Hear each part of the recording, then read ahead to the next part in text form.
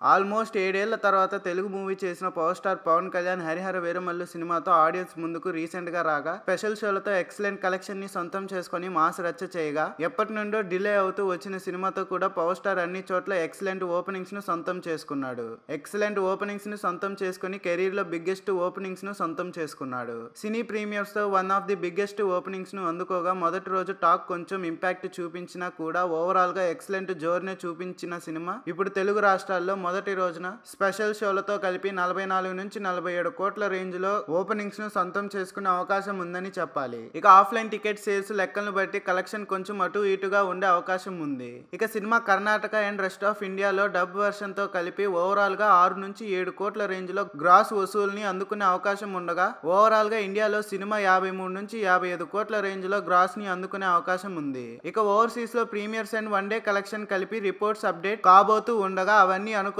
Range లో ఉంటే వాటితో కలిపి వరల్డ్ వైడ్ గా సినిమా మొదటి రోజున 65 నుంచి 70 కోట్ల రేంజ్ లో గ్రాస్ మార్క్ ని అందుకునే అవకాశం ఉండగా ఫైనల్ ఆఫ్లైన్ లెక్కలను అనుకున్న రేంజ్ లో ఉంటే సినిమా 70 కోట్లు ఆ పైన గ్రాస్ నుంచి దక్కించుకునే అవకాశం ఉందని చెప్పాలి.